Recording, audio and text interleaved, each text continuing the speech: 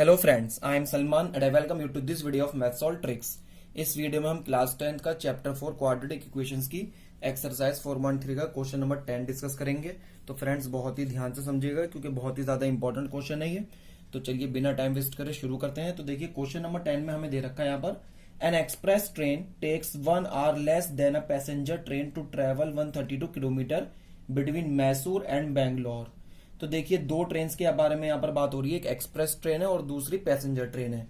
और हमने अपनी रियल लाइफ में भी देखा है कि जो एक्सप्रेस ट्रेन होती है वो पैसेंजर ट्रेन से उसकी स्पीड ज्यादा होती है। तो इसीलिए यहाँ पर देखिए एक्सप्रेस ट्रेन की क्योंकि स्पीड ज्यादा होती है तो इसलिए एक्सप्रेस ट्रेन अपनी डेस्टिनेशन या फिर उसको जहां पर पहुंचना है वहां पर पहुंचने में वो कम समय लेगी। तो वही हमें फर्स्ट स्टेटमेंट में दे रखा है। तो एक्सप्रेस ट्रेन जो है फ्रेंड्स यहाँ पर हमें क्वेश्चन में दे रखा है कि वो पैसेंजर ट्रेन से 1 घंटा कम समय लेती है मैसूर और बैंगलोर के बीच में डिस्टेंस कवर करने में।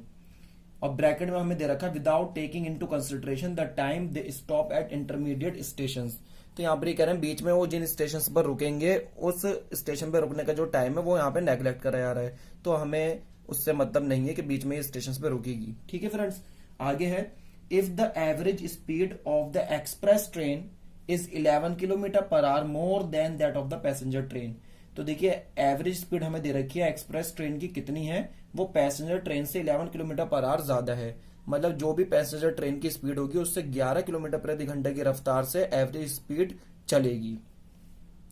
Find the average speed of the two train. तो हमें इन दोनों ट्रेन की एवरेज स्पीड निकालनी है। तो देखिए फ्रेंड जो हमें फाइंड करना होता है हम उसमें ही एक्स मान लेते हैं वेरिएबल। तो यहाँ पर देखिए हमें एवरेज स्पीड फाइंड करनी है दोनों ट्रेन की। तो अब इन दोनों में से किसको हम एक्स माने, तो उसके लिए मैंने आपको बताया था कि जिसकी हमें स्पीड दे रखी हो, ठीक है, उसको नहीं मानेंगे, जिसके हमें स्पीड नहीं पता होगी उसको हम एक्स मान लेंगे। तो यहाँ पर देखिए जो हमें स्टेटमेंट दे रखी थी if the average speed of the express train is 11 kilometre per our more than that of the passenger train. तो इसका मतलब यहाँ पर हमें फ्रेंड्स एक्सप्रेस ट्रेन की स्पीड पता है कि वो पैसेंजर ट्रेन से 11 किलोमीटर पर आवर ज्यादा है। अगर हमें पैसेंजर ट्रेन की स्पीड पता लग जाए तो हम एवरेज स्पीड निकाल सकते हैं एक्सप्रेस ट्रेन की। तो फ्रेंड्स हम क्या करेंगे, यहाँ पर पैसेंजर ट्रेन की स्पीड को मान लेंगे हम x kilometre per hour. So let the average speed of passenger train be x kilometre per hour. ठीक है फ्रेंड्स, हमने पैसेंजर ट्रेन की एवरेज स्पीड को क्या मान लिया, x kilometre per hour. Therefore average speed of express train, तो express train की एवरेज स्पीड कितनी हो जाएगी फ्रेंड्स, जैसे कि हमें क्वेश्चन में दे रखा है कि पैसेंजर ट्रेन की स्पीड से 11 किलोमीटर पर आवर ज्यादा है, that means x plus 11 kilometre per our, ये हो जाएगी एक्सप्रेस ट्रेन की स्पीड। ठीक है फ्रेंड्स, तो देखिए डिस्टेंस कितना है, ये तो डिस्टेंस कांस्टेंट है क्योंकि दोनों ट्रेन जो चलेंगी वो मैसूर और बैंगलोर के बीच में चलेंगी। So distance between Mysore and Bangalore कितना डिस्टेंस है फ्रेंड्स, डिस्टेंस हमें दे रखा है 132 किलोमीटर का डिस्टेंस गिवन है। ठीक है फ्रेंड्स, तो देखिए पैसेंजर ट्रेन भी ये डिस्टेंस कवर करेगी और जो एक्सप्रेस ट्रेन है वो भी ये डिस्टेंस कवर करेगी, बस लेकिन दोनों की जो स्पीड है वो डिफरेंट है। तो देखिए जब स्पीड डिफरेंट है तो इसका मतलब टाइम भी दोनों को अलग लगेगा। यहाँ पर 132 किलोमीटर का डिस्टेंस कवर करने में, तो वो टाइम हम निकाल लेते हैं। Therefore time taken by passenger train. तो देखिए सबसे पहले हम देख रहे हैं यहाँ पर पैसेंजर ट्रेन कितना टाइम लेगी 132 किलोमीटर का डिस्टेंस कवर करने के लिए, और इस टाइम को हम मान लेते हैं T1 क्योंकि हम यहाँ पे दोनों ही ट्रेन का टाइम निकालेंगे। तो पैसेंजर ट्रेन जितना टाइम लेगी उसको T1 ले लेंगे और जो एक्सप्रेस ट्रेन जितना टाइम लेगी उसको हम T2 ले लेंगे। तो अब देखिए टाइम का फॉर्मूला क्या होता है, फॉर्मूला आपको ध्यान रखना है, टाइम होता है डिस्टेंस अपॉन स्पीड। ठीक है, तो ये फॉर्मूला हम यहाँ पे अप्लाई कर देंगे। तो देखिए पैसेंजर ट्रेन कितना डिस्टेंस कवर करेगी 132 किलोमीटर का।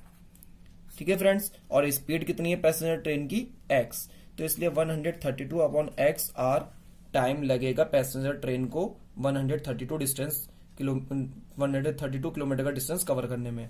ठीक है फ्रेंड्स, और हम इसी तरह से time taken by express train भी निकाल लेंगे कि एक्सप्रेस ट्रेन 132 किलोमीटर का डिस्टेंस कवर करने में कितना टाइम लेगी ये हमारे पास आ जाएगा, इसको हम t2 से दिखाएंगे। ठीक है फ्रेंड्स, तो देखिए टाइम का फॉर्मूला तो सेम ही रहेगा, डिस्टेंस अपॉन स्पीड।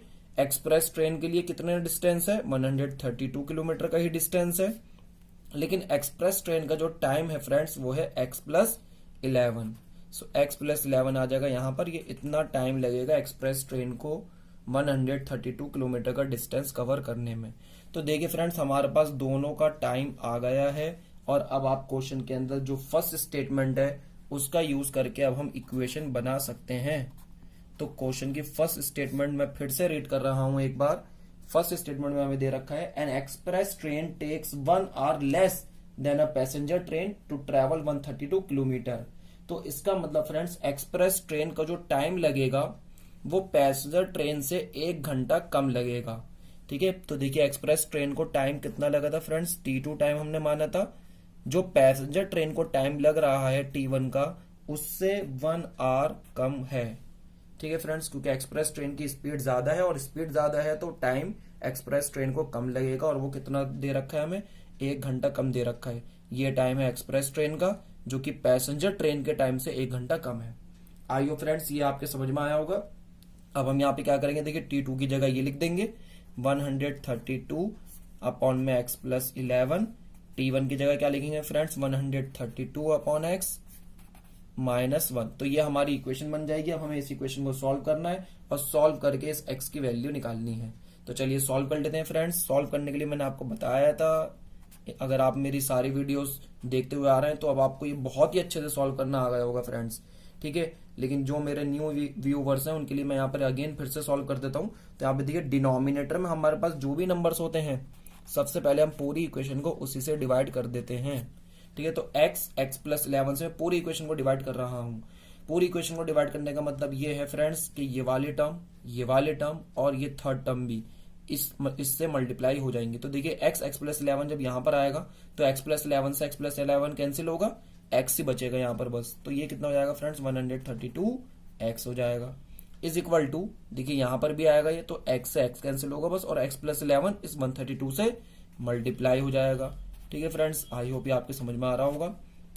माइनस में देखिए 1 से तो 1 है, तो 1 से तो ये मल्टीप्लाई होकर एज इट इज रहेगा, x इंटू x+11 ही रहेगा। तो अब इसको सॉल्व कर लेंगे फ्रेंड्स। तो देखिए तो 132x ही रहेगा, इज इक्वल टू, यहाँ पर देखिए 132 को हम अंदर मल्टीप्लाई करेंगे तो ये आ जाएगा 132x प्लस 132 को हम 11 से मल्टीप्लाई करेंगे तो ये आ जाएगा 2541। ठीक है फ्रेंड्स, 1452 आ जाएगा, माइनस ये x अंदर मल्टीप्लाई होगा, सो x² माइनस 11x। ठीक है फ्रेंड्स, यहाँ पर देखिए 132x और ये भी 132x है, दोनों का साइन सेम है, अपोजिट साइड्स पर है, तो ये कैंसिल हो जाएगा। अब ये जो तीनों टर्म्स है फ्रेंड्स, ये हम इधर ले आते हैं राइट हैंड साइड पर।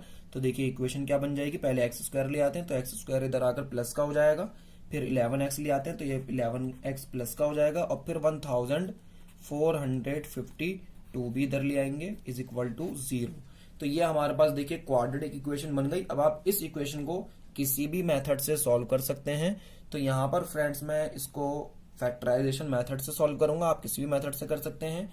और फैक्टराइजेशन मेथड से सॉल्व करने का जो तरीका है ये मैं आपको पहले ही समझा चुका हूँ। अगर आप मेरी वीडियोस देखते हुए आ रहे हैं तो आपको बहुत ही अच्छे से समझ में आ गया होगा कि मैंने कैसे फैक्टर ट्री बनाकर आपको समझाया था। तो फ्रेंड्स यहाँ पर मैं थोड़ा टाइम ज्यादा कंज्यूम ना हो उसके लिए मैं फैक्टर ट्री बना के नहीं बताऊंगा आपको, मैं यहाँ पे डायरेक्ट लिख दूंगा कि कैसे हम यहाँ पे फैक्टराइज कर रहे हैं। तो देखिए इक्वेशन में यहाँ पर एक बार फिर से लिख देता हूँ, x² प्लस 11x माइनस 1452, ठीक है, इज इक्वल टू 0। ये हमारे पास इक्वेशन थी, इसको सॉल्व कर लेते हैं फ्रेंड्स। तो यहाँ पर देखिए x² का कोएफिशिएंट है 1 को हम इस कांस्टेंट टर्म से मल्टीप्लाई करेंगे तो कितना आएगा 1452। अब देखिए यहाँ पर मैंने आपको बताया था कि फैक्टर ट्री बनाकर आप किस तरह से फैक्टर्स निकालेंगे।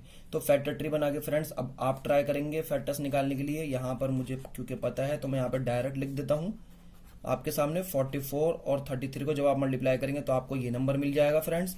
और देखिए 44 में से जब आप 33 माइनस करेंगे तो आपको मिल जाएगा ये बीच वाले नंबर 11। ठीक है फ्रेंड्स, अब देखिए ये 11 हमें पॉजिटिव चाहिए, इसका मतलब हम साइन सेम रहने देंगे, 44 प्लस का ही लेंगे और 33 हम माइनस का ही लेंगे। सो x² प्लस का 44x minus 33x -1452 is equal to 0, ये हमारे पास बन जाएगी टर्म्स। ये जो शुरू की दो टर्म्स है फ्रेंड्स, इसमें से कॉमन ले लेंगे तो x कॉमन आ रहा है, बस क्या बचेगा x प्लस 44। यहाँ पे देखा माइनस है तो माइनस ही बनाएंगे, क्या कॉमन आ रहा है यहाँ पे फ्रेंड्स, 33 कॉमन आएगा, तो ये बचेगा x। और जब बाहर माइनस होता है तो फ्रेंड्स इसका साइन चेंज हो जाता है।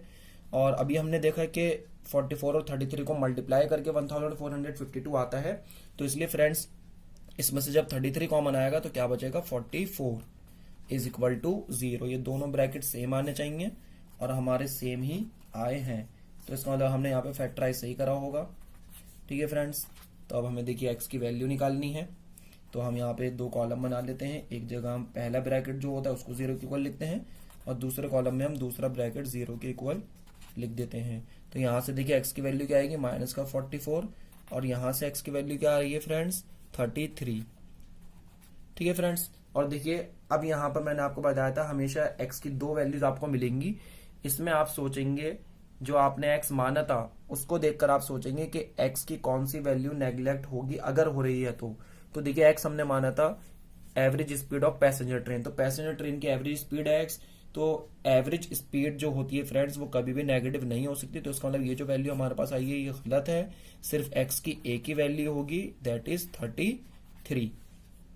ठीक है फ्रेंड्स, आई होप ये आपके समझ में आया होगा। अब हमसे देखिए क्वेश्चन में पूछा गया था average speed of the two train, दोनों ट्रेन की हमसे एवरेज स्पीड पूछी गई है, तो अब एवरेज स्पीड हम लिख देंगे, therefore average speed of passenger train,